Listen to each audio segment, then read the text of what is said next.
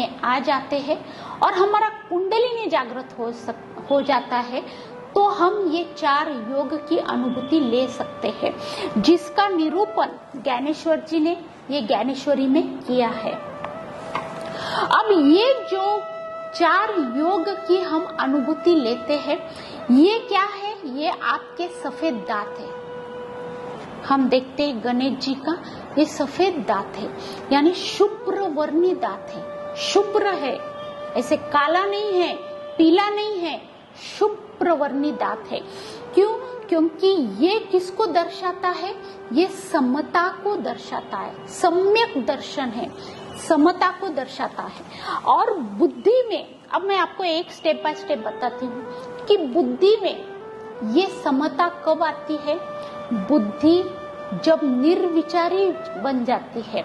अब मैंने पिछले ओवी में आपको बताया ये कब हो सकता है? कुंडलिनी जागरण के बाद। और जब हम ये इसका अनुभव लेते हैं ये 4 योग का, तब हम देखते हैं हमारी बुद्धि जो है ये निर्विचारी हो जाती है, बुद्धि शांत हो जाती है, बुद्धि में कोई विचार नहीं रहता है, तब समता आती है। अगर बुद्धि में विचारधाराएं कंटिन्यूअस रही तो वो विषमता रहती है, समता नहीं रहती है। वैसे ही मन है, मन में अगर कई विकार है, कई विकार यानी कौन से विकार? राग, द्वेष, लोभ, मोह, माया, मत्सर। अगर हमारा मन विकारग्रस्त है तो उसमें समता नहीं है, विषमता है। मन को निर्मल करना है। इस पे कबीर जी का एक दोहा मुझे याद आता है, कबीरा मन निर्मल करे जैसे गंगा के नीर, पाछे पाछे हरि फिरे, कहत कबीर कबीर। कि भाई कबीर क्या कह रहे हैं, कबीर दास जी क्या कह रहे हैं कि खाली मन को निर्मल करना है। मन को निर्मल करना है तो आपको भगवान के पास जाने की जरूरत नहीं, आपको मंदिर में जाने की जरूरत नहीं, खुद भगवान आते हैं and he search for you. कि कौन है वो? आपको ढूंढते हुए आते। Who is that person? आपको ढूंढते हुए आते। इसलिए खाली मन को निर्मल करना है। और ये मन को कैसे निर्मल किया जाता है?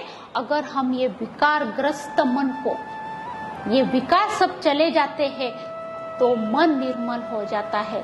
उससे यानी जब खून में से, अपने खून में से ये 3 गुण यानी कलर, मेरे सदगुरु यानी सोमानी जी, उनके सदगुरु बापा साहब और उनके सदगुरु मोदी जी महाराज, उन्होंने एक बहुत अच्छा प्रयोग बताया है कि जिससे हम ये जो हमारे जो 3 गुण हैं वो हम क्या कर सकते हैं। यानी हमारे खून में से तमोगुण और रजोगुण कैसे जा सकता है और शुद्ध सत्व गुण कैसे रहता है। उन्होंने कहा एक स्लेट लीजिए कांच की, उसमें एक ड्रॉप डालिए अपने खून का, प्रिक किए, ड्रॉप डाले, उस ड्रॉप को सुखाना है। सूखने के बाद लाइट में देखना है। अगर उसका जो आउटर लेयर अगर काला रंग का रहा तो समझिए आप तमोगुणी है। अगर उसका आउटर लेयर लाल रंग का रहा तो समझिए आप रजोगुणी हैं। और अगर उसका गुलाबी रंग, आउटर लेयर गुलाबी रंग का रहा तो समझिए आप सत्वगुणी हैं। लेकिन इसमें कंडीशन ऐसी है कि हेमोग्लोबिन कितना होना चाहिए? 15 to 16% हेमोग्लोबिन होना चाहिए, otherwise we get a false result. कैसे? अगर हमारा हेमोग्लोबिन 5 to 6% रहा तो भी गुलाबी रंग दिखता है, लेकिन वो जो 5 to 6% अगर हेमोग्लोबिन रहा तो वो एनेमिक कंडीशन कहा जाता है, तो वो नहीं चाहिए। हेमोग्लोबिन 15 to 16% होना चाहिए तो ही सही रिजल्ट हमें मिलता है। इस तरह से ये निकल जाना चाहिए। और उसके बाद भी गुलाबी रंग के बाद भी सफेद रंग आने लगता है, और वो जो सफेद रंग है उसे पांडुरंग कहा जाता है। पांडुरंग जो ये दैवत है, पांडुरंग महाराष्ट्र के पांडुरंग ये दैवत है। और ये पांडुरंग यानी पांडरा रंग यानी सफेद रंग, और यही सफेद रंग शुभ्रवर्णी आपका जो दांत है सफेद दांत को दर्शाता है। यही शुभ्रवर्णी होना जरूरी है। और ये कब होगा? ये खाली किताबों में पढ़ने से नहीं होगा। इसमें ज्ञानेश्वर जी ने जो प्रयोग दिए हैं वो प्रयोग हमें करना होगा। ये खाली शास्त्र में नहीं, पढ़ने से, कोई प्रवचन सुनने से ये नहीं होगा। तो इसे जो ज्ञानेश्वर जी ने जो प्रयोग दिए हैं वो प्रयोग हमें करना होगा। सद्गुरु की भेंट होनी चाहिए, ये प्रयोग हमें करने चाहिए। तो ही हम सत्व मार्ग पे निकलेंगे और हमारे जो रक्त का कलर है यानी रक्त रंग बदलना शुरुआत हो जाएंगी। इस ढंग से हमें ये सब करना होगा। तो यहाँ पे गणेश जी का कैसा है? संवाद सोहे दर्शन जो समता शुभ्र वर्ण, ये आपका दांत, ये सफेद रंग, ये शुभ्र वर्णीय आपको दर्शाता है। देव उन्मेष सुमेक्षण विघ्नराज। अब यहाँ पे गणेश जी आपकी दृष्टि कैसी है? गणेश जी की जो दृष्टि है ये बहुत ही बारीक दृष्टि है। यानी गणेश जी ऐसे घूरते नहीं है, बड़ी आंखें करके कभी देखा है आपने गणेश जी घूरते हैं? नहीं, गणेश जी की जो दृष्टि है एकदम बारीक है। अर्धोमिलित दृष्टि कहा जाता है इसको। और ये एकदम आंखें बारीक रहती है, थोड़ी सी आंखें खुली जाती है।